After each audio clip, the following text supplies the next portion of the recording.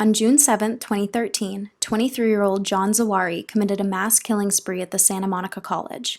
Before showing up to the college, John committed a series of murders on his own family.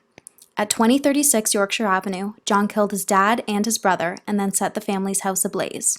Police officers pulled 2 burnt bodies from the wreckage. After setting his house on fire, Zawahri, armed with an AR-15 semi-automatic rifle, stopped a woman driving a Mazda hatchback, holding her at gunpoint. He then ordered the 41-year-old woman to drive to the Santa Monica College campus. Along the way, Zawahri shot recklessly at a bus carrying a dozen passengers, 3 of whom were injured. He also fired at a police cruiser on the way. Zawahri then continued on foot toward the college library, fatally shooting another woman immediately outside. After entering the library, Zawahri opened fire on students and focused his shots on a group of library employees that had barricaded themselves inside a storage room.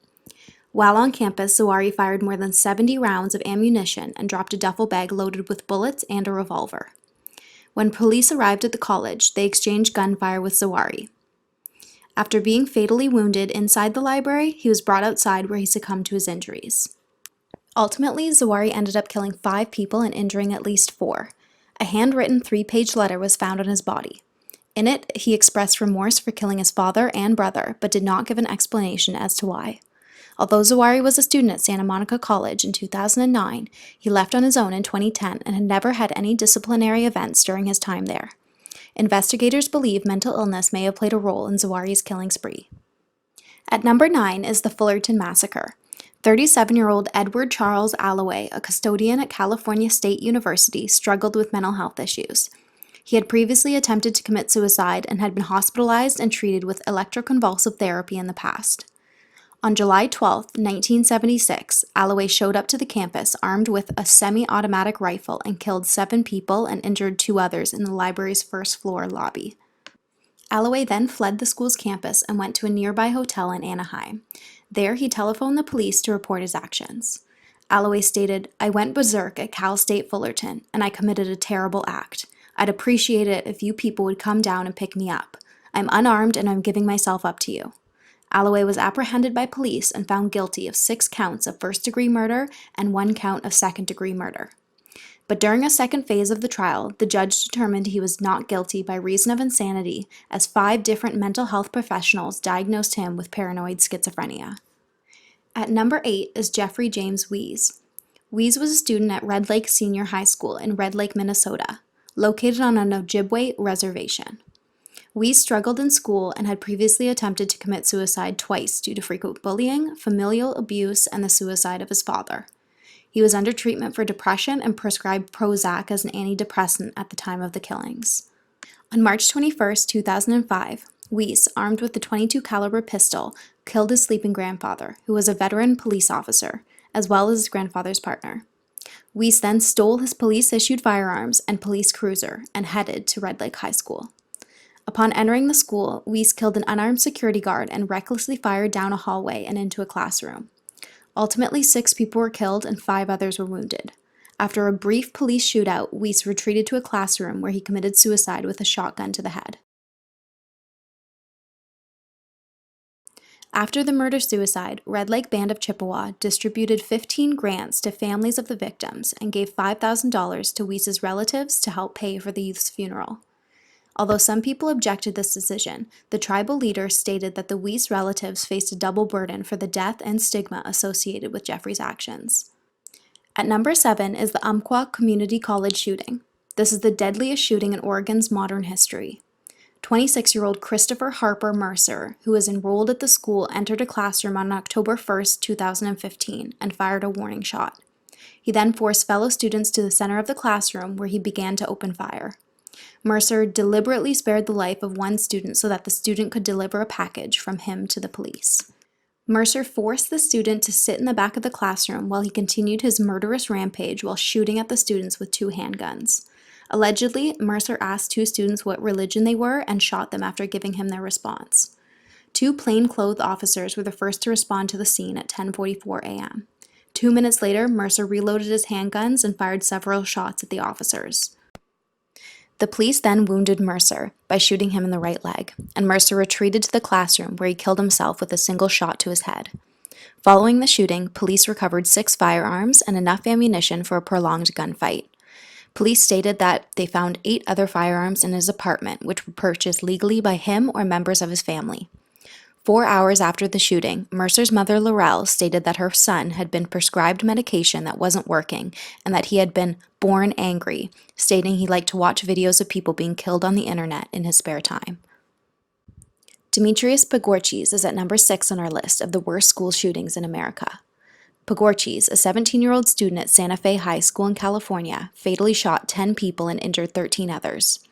On May 18, 2018, Pagorchis showed up at the high school and began firing a 12-gauge shotgun and a .38 caliber revolver into an art class at 7:40 a.m. Students barricaded themselves into an art storage closet, and Pagorchis began to shoot at them through the door. He then left the room briefly when he spotted a student he knew and said, "Surprise," as he shot the student in the chest. A Santa Fe police officer and Texas state trooper attempted to get Pagorchis to surrender peacefully, but he threatened to shoot the officers. After shots were exchanged back and forth, the officer then wounded Pagorchis, who eventually surrendered.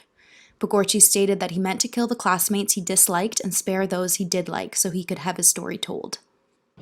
After the shooting, Pagorchis' father, an immigrant from Greece, claimed that his son's history of being bullied was the reason for the shooting. Pagorchis was then booked into Galveston County Jail on 2 felony charges: capital murder of multiple people and aggravated assault against a police officer. Due to his age, Pagorchis was ineligible for the death penalty or for life without parole. Pagorchis' trial will take place in January 2020. At number 5 is the April 20th, 1999 massacre at Littleton, Colorado, infamously known as the Columbine Massacre. 17-year-olds Eric Harris and Dylan Klebold planned the murder spree for over a year and created a blog where they posted about their anger towards society and instructions to create pipe bombs. On the morning of the massacre, Harris left a cassette on his kitchen counter labeled Nixon. On it, Harris stated, "It is less than 9 hours now. People will die because of me, and it will be a day that will be remembered forever." On the day of the shooting, Harris and Klebold showed up at the school and threw a pipe bomb towards 2 classmates who were having lunch outside. It only partially detonated before Klebold and Harris pulled guns from beneath their trench coats and began their shooting spree. Harris and Klebold meandered throughout the school, shooting students in the library, cafeteria, and classrooms. In total, they murdered 15 students and 1 teacher before committing suicide. 21 people were also injured.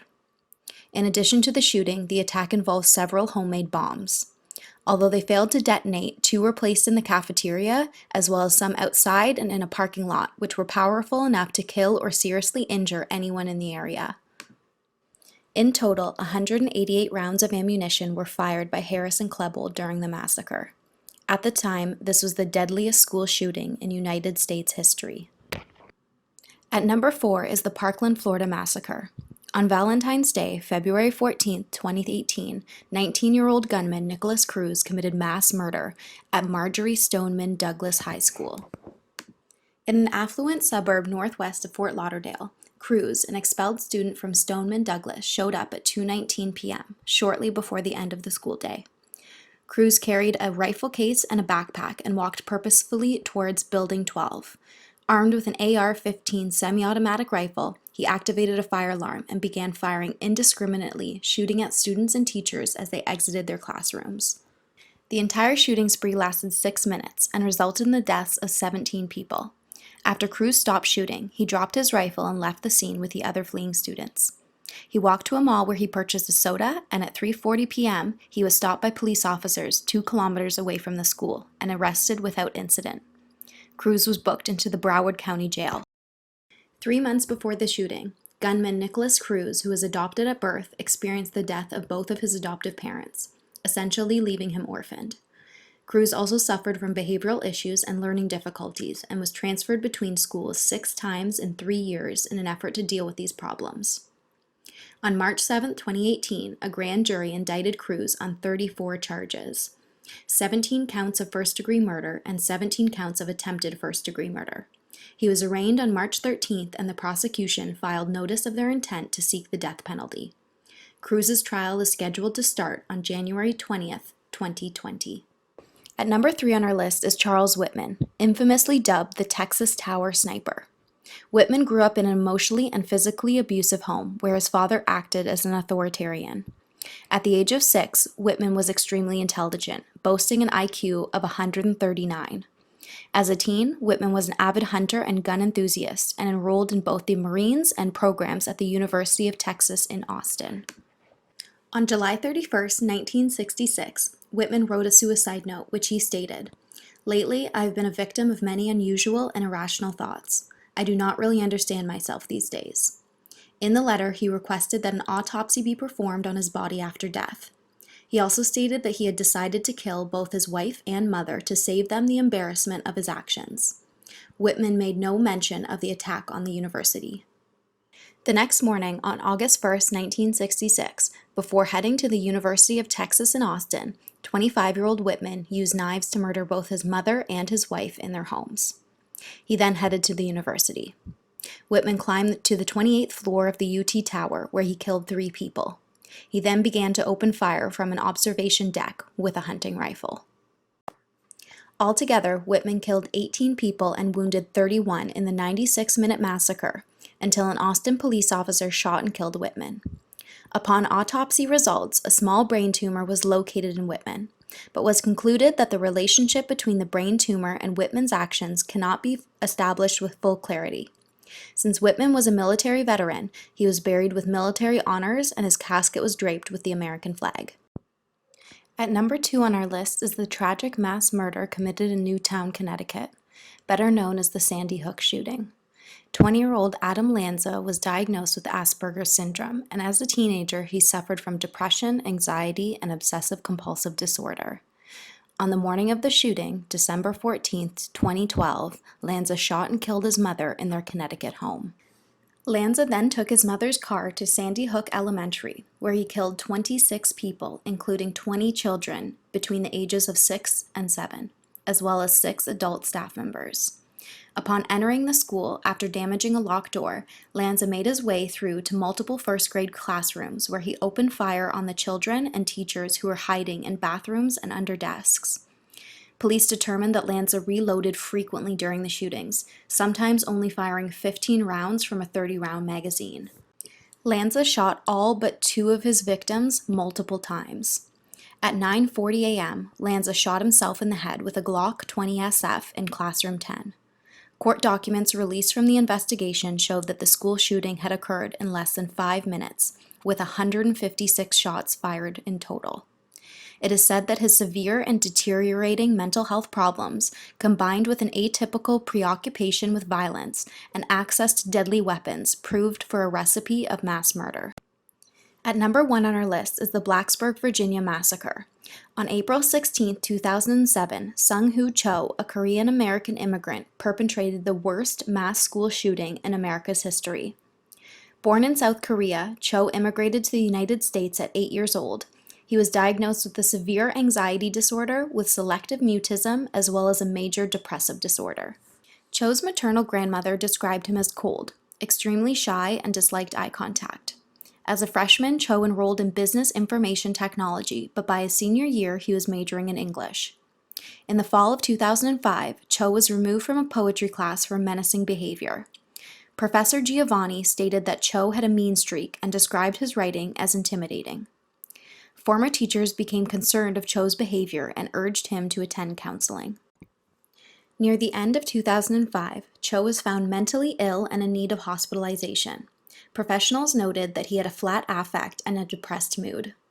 On April 16, 2007, Cho crossed the campus of Virginia Tech University, armed with a .22 semi-automatic pistol and a 9mm Glock, where, in the span of 9 minutes, shot at dozens of people, killing 32 of them.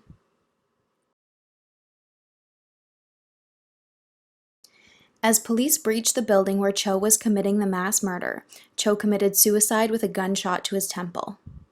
The gunshot would destroy his face, so much so it was obscuring identification of his body for several hours. The police eventually identified Cho by matching immigration records with the fingerprints on the guns used in the shooting. During the investigation, police found a note in Cho's room in which he criticized rich kids and debauchery. Cho continued by writing, "You caused me to do this." Investigators said that in mid-March, Cho practiced shooting at a firing range about 40 miles from the campus. A former FBI agent stated, "This was no spur-of-the-moment crime. Cho has been thinking about this for several months prior to the shooting." Before the massacre occurred, Cho created a manifesto in which he mentioned Columbine killers Eric Harris and Dylan Klebold. He also stated, "You just loved to crucify me. You loved inducing cancer in my head, terrorizing my heart and raping my soul. When the time came, I did it. I had to."